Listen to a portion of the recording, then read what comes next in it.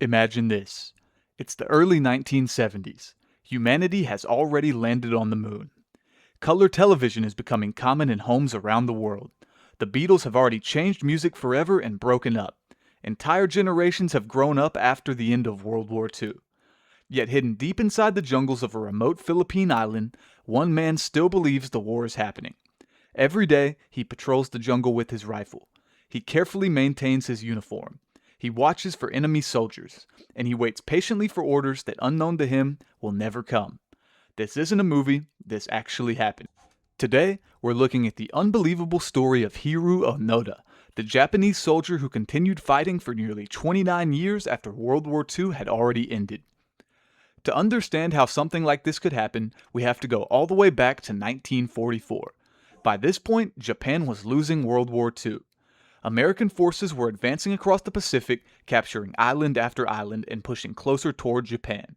In December of that year, a young Japanese intelligence officer named Second Lieutenant Hiroo Onoda was sent to Lubang Island in the Philippines. His mission was not to win a traditional battle. Instead, he was ordered to conduct guerrilla warfare. He was instructed to gather information, sabotage enemy operations, destroy supplies, and continue fighting even if the island was captured. But before leaving, his commanding officer gave him one final order. No matter what happened, he was never to surrender, and under no circumstances was he to take his own life. Instead, he was ordered to continue his mission until Japanese forces returned or a superior officer personally relieved him of duty. To most people, those words might have sounded like a simple military command, but to Onoda, they became absolute. At this time, Imperial Japan placed enormous importance on loyalty and obedience. Japanese soldiers were taught that surrender was one of the greatest disgraces possible. A soldier was expected to fight until the very end, so when Onoda received those orders, he didn't see them as temporary instructions, he saw them as a responsibility that could last forever. Only a few months after arriving on Lubang Island, the situation changed completely. American and Filipino forces invaded the island. The Japanese defenders were quickly overwhelmed. Many were killed, others were captured, but Onoda managed to escape into the mountains and dense jungle. He was not alone. 3 other Japanese soldiers escaped with him. Together, the 4 men disappeared into the jungle. They believed war was not over. They believed Japanese forces would eventually return, and until that happened, they planned to follow their orders and survived. At first, they lived almost like a small military unit. They moved constantly to avoid detection, they collected food, they watched enemy movements, and they carried out small attacks and sabotage missions wherever they believed they had an opportunity.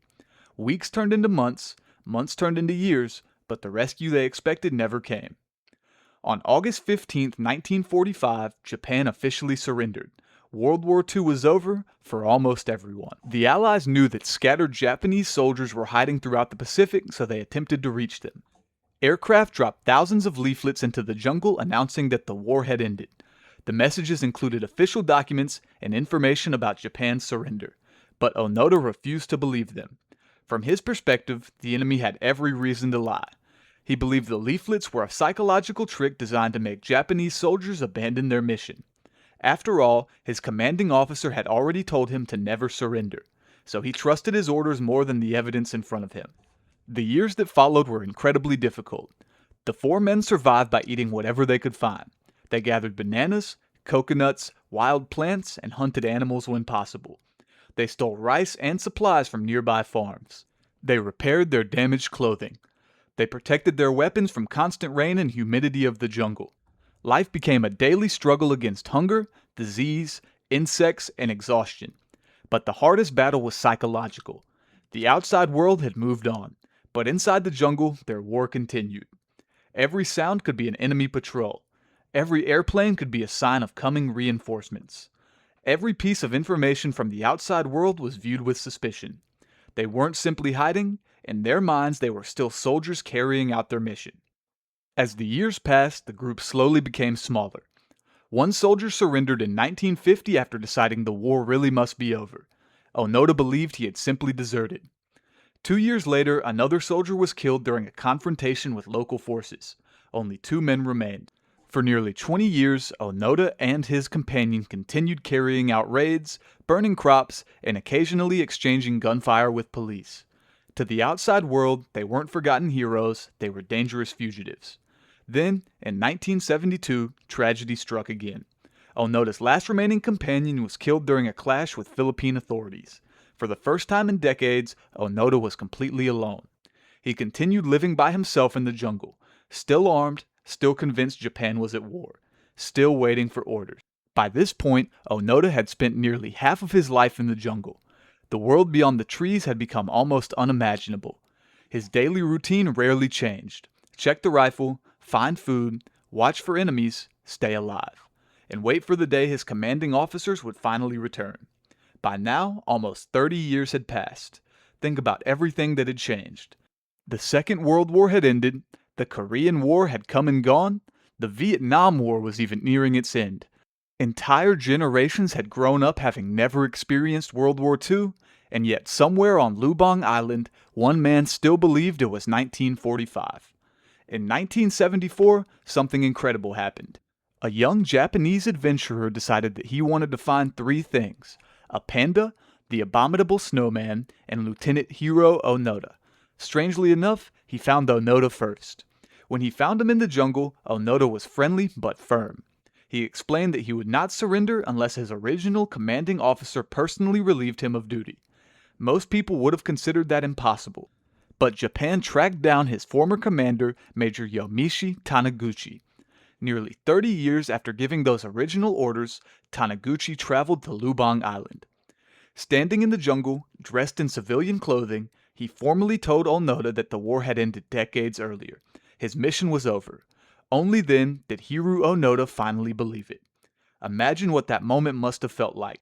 Nearly 3 decades spent following a mission that had actually ended just months after it began. The friends he had lost, the years he had sacrificed, the entire modern world had moved forward without him. And all of it came crashing down in a single conversation.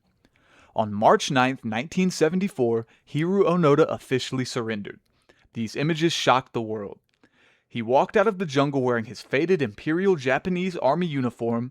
He still carried his rifle, his sword, hundreds of rounds of ammunition, several hand grenades, and amazingly, most of his equipment was still functional after nearly 3 decades in the tropical jungle. Military experts were astonished. Despite the years of humidity, rain, and harsh conditions, Onoda had carefully cleaned and maintained his rifle throughout his time in the jungle. It was a remarkable display of discipline and dedication, even if it had all been devoted to a war that had ended long ago.